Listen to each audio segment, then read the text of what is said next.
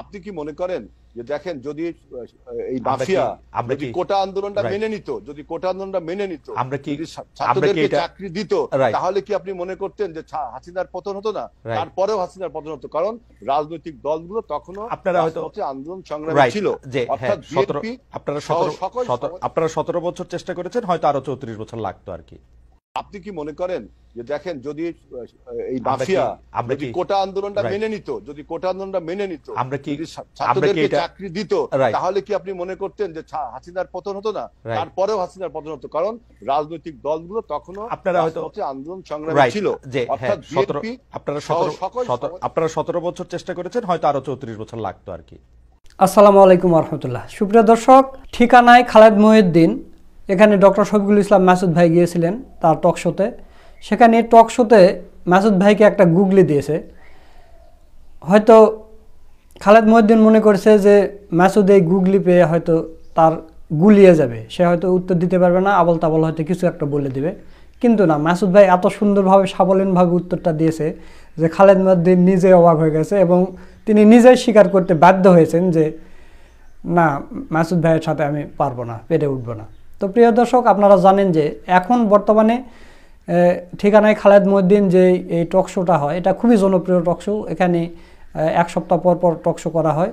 তো গত কয়েকদিন আগে এই টক শোটা অনুষ্ঠিত হয়েছে। সেখানে উপস্থিত হয়েছিলেন বিএমপি থেকে বিএমপির তথ্য বিষয়ক সম্পাদক আইজুল রাবি হেলাল এবং বাংলাদেশ জামাত ইসলামের পক্ষ থেকে ঢাকা মহানগরী দক্ষিণের সেক্রেটারি ডক্টর শফিকুল ইসলাম মাসুদ ভাই অতিথি ছিলেন।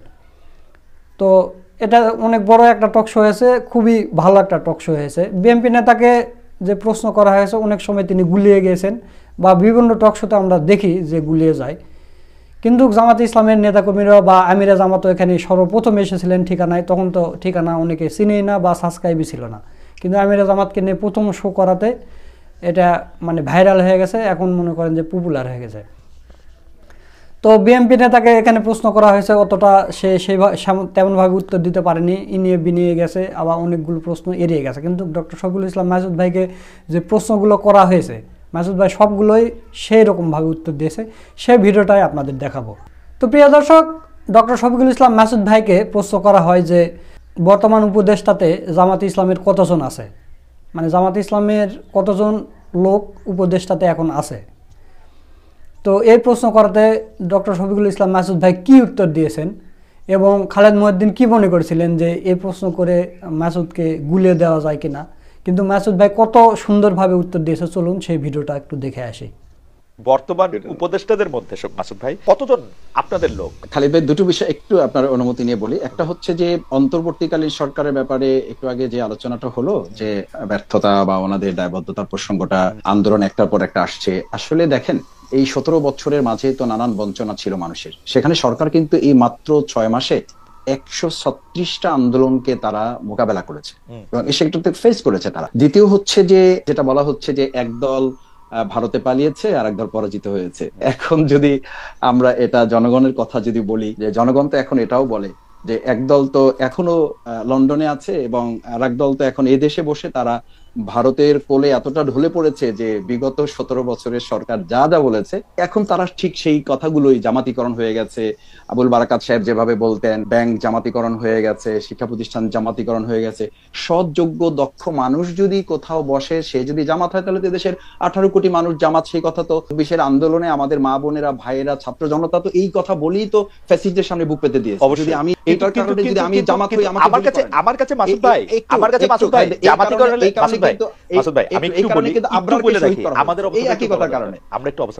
জামায়াতীকরণ হইলে কিন্তু আমাদের কোনো সমস্যা নাই। জামায়াতীকরণ হোক, পুরা বাংলাদেশ জামায়াতের গাইডবুক দিয়ে চলুক, এটা আরো ভালো। কিন্তু সেইটা জনগণের ম্যান্ডেট নিয়ে এসে করা উচিত না। আপনাদেরই তো ভোটের জন্য অস্থিরতা থাকা উচিত। এটা তো আমরা বলছি না, এটা বলছি যে কেউ কেউ যখন এটা বলেন তখন তো এটা দুর্ভাগ্যজনক, এটা দুঃখজনক না। আর আপনি যে কোশ্চেন করেছেন, এই অন্তর্বর্তীকালীন সরকারের কোন একজন উপদেষ্টাও তো কোন দলের হওয়ার কোন সুযোগ নেই। এটা তো জনগণের সরকার, জনগণের অন্তর্বর্তীকালীন সরকার। কোন দল থেকে এটা তো নামই বলা হয় না, এটা তো নামই বলা হয়েছে নির্দলীয় অন্তর্বর্তীকালীন সরকার। এই পছন্দ অপছন্দের প্রশ্নটা তো আপনি আইডেন্টিফাইড করতে পারবেন না। পছন্দ অপছন্দটা ডিপেন্ড করবে যে তিনি সততার সাথে দেশপ্রেমের সাথে কাজ করতে গিয়ে যদি হেলাল ভাইয়ের সাথে মিলে যায় তিনি হেলাল ভাইয়ের মানুষ, তিনি যদি আপনার সাথে মিলে যায় আপনার মানুষ, তিনি যে আমার সাথে মিলে যান আমার মানুষ, যদি সেটা 18 কোটি মানুষের সাথে মিলে যায় তিনি 18 কোটি মানুষের। আপনার সাথে তো বুদ্ধি দিয়ে একজন ব্যক্তির হবে না, মাসুদ আপনার সাথে তো কোনো ব্যক্তির হবে না। মাসুদ ভাই আপনার এটা করাটা তো ঠিকও হবে না, আপনার সাথে কেউ বলতে পারবে না, এটা বলাটাও ঠিক হবে না। মাসুদ ভাই আপনার সাথে তো বুদ্ধি দিয়ে কথা দিয়ে কোনোটাতেই পারবো না। সরল করে বলি যে মাসুদ ভাই আপনারা যখন আর্মি আপনাদেরকে ডাকছিল তখন কি আপনাদেরকে কোনো উপদেষ্টাদের নাম দিতে বলছিল যে 5 জন যারা দেশ চালাবে তাদের মধ্যে থেকে 5 জনের কথা বলেন? সেটা তো শুধু আমাদের না, সেটা সব দলের কাছে। আপনাদেরকে ডাকছিল কিনা? আমি যেটুকু জানি যে অলমোস্ট সব দলের কাছ থেকেই তারা পরামর্শ প্রস্তাবনা নিয়েছেন। সেই প্রস্তাবনা কোন দলই তার দেশপ্রেম, তার দক্ষতা, যোগ্যতা, আমানতদারিতার প্রশ্নে সেটা কেউই ওপেন করে না। আবার কেউই কিন্তু কোন দল হিসাবে তাকে দেয় নাই, দিয়েছে যে দেশের এই ক্রান্তিকালে প্রধান উপদেষ্টাকে সহযোগিতা করতে পারবে এবং আমাদের ছাত্র জনতার যে এক্সপেকটেশন, উই ওয়ান্ট জাস্টিস সহ ফ্যাসিস্ট এবং স্বৈরাচার যেন আর কোনোভাবে মাথাচাড়া দিতে না পারে, বিগত স্বৈরাচারের এবং ফ্যাসিস্টদের যাতে বিচারটা নিশ্চিত করা যায় সেরকম কিছু মানুষকে বাছাই করার ক্ষেত্রে সব দলই সহযোগিতা করেছে, জামাত ইসলামী সহযোগিতা করেছে। অ্যাবসলিউটলি। আপনারা যখন উপদেষ্টা পরিষদ ঘোষণা করা হইলো বা পরবর্তীতে উপদেষ্টা পরিষদ 3 জন 4 জন, এই উপদেষ্টা পরিষদে যাদের নিয়োগ দেওয়া হয়েছে তাদের সবাইকে মোটামুটি খুশি আছেন তো, বা ঠিকই আছে মনে করেন? আমরা কারো উপরে খুশি হইনি, আমরা কারো উপরে বেজারও হইনি। আমরা প্রত্যেককে এই দেশের এখন প্রতিনিধিত্ব করার মতো একজন ব্যক্তি মনে করেছি। প্রয়োজনে কারো ব্যাপারে আমরা কথা বলেছি। আমরা যেমন শিক্ষা সংস্কারের প্রশ্নে যখন তারা কথা বলেছে আমরা কিন্তু বলেছি যে শিক্ষা উপদেষ্টা যিনি আছেন তাকে এ ব্যাপারে সতর্কতার সাথে এবং যে কমিশন করেছেন সেই কমিশনের ব্যাপারে আমরা খুব শক্ত কথা বলেছি। সুতরাং আমরা যেমন সরকারের ভালো দিকগুলো তুলে ধরেছি, আবার সরকারের ব্যর্থতা বা কোনো অদূরদর্শিতা বা তাদের কোনো দুর্বলতা থাকলে সেটাও আমরা তুলে ধরেছি। আমরা সব একেবারে বলা যায় যে আবেগ এবং অনুভূতির ঊর্ধ্বে শুধুমাত্র এই 2024-এর আমাদের ছাত্র জনতার যে শাহাদাত, তাদের হাত পা হারানোর যে অভ্যুত্থান, এটা যেন তারা ধারণ করে, এই কথাটা আমরা বারবার প্রত্যেককেই স্মরণ করেছি। ইন্ডিভিজুয়ালি আমরা কাউকে ওন করিনি, আবার কাউকে ডিফেন্ড করিনি। মাসুদ ভাই তাহলে কোনো রিপোর্ট কার্ড বানান না আপনারা এটাদের সম্পর্কে? না, এটা তো আমরা কারোর জন্য এটা যথার্থ মনে করি। দর্শক, আপনারা ডক্টর শফিকুল ইসলাম মাসুদ ভাইয়ের উত্তরটা শুনলেন। তো মাসুদ ভাইয়ের কথাগুলো আপনাদের কাছে কেমন লেগেছে তা অবশ্যই কমেন্ট করে জানিয়ে দিবেন। দর্শক, আপনারা জানেন যে বাংলাদেশ জামাত ইসলামের যত নেতাকর্মী আছে বর্তমানে, তো তাদের মধ্যে সবচাইতে কথাবার্তার দিক দিয়ে, বক্তব্যের দিক দিয়ে কিন্তু ডক্টর শফিকুল ইসলাম মাসুদ ভাই পটু।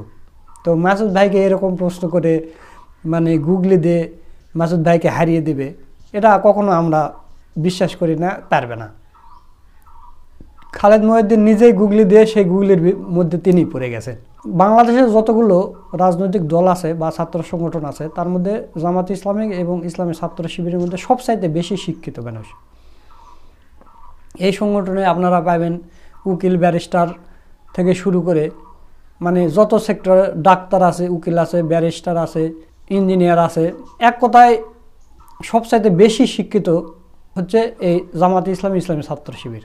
দর্শক, আপনারা জানেন যে জামাত ইসলামের উপর লেভেলের যতগুলো নেতাকর্মী আছে সবাই ডক্টর ডিগ্রি। এই কারণে জামাত ইসলামীকে বলা যায় শিক্ষিত সংগঠন। তো এই শিক্ষিত সংগঠনের যে কোনো নেতাকর্মীদের, এই উপর লেভেলের নেতাকর্মীদের আপনি টকশোতে নিয়ে এসে হারিয়ে দিবেন অন্যান্য দলের নেতাকর্মীদের, সেটা হবে না ইনশাল্লাহ। তো এই কথা বলে আজকের ভিডিও এখানে শেষ করছি। ভিডিওটা যদি ভালো লাগে অবশ্যই বেশি বেশি করে শেয়ার করবেন। নিত্য নতুন জামাত শিবিরের ভিডিও পেতে আমাদের চ্যানেলটা সাবস্ক্রাইব করে রাখবেন। আজকের ভিডিও এই পর্যন্তই। পরবর্তীতে কোনো নতুন ভিডিও নিয়ে আবার আপনাদের সামনে আসবো ইনশাল্লাহ। সে পর্যন্ত সবাই ভালো থাকবেন, সুস্থ থাকবেন। সকলকে ধন্যবাদ। আসসালামু আলাইকুম ওয়া রাহমাতুল্লাহ।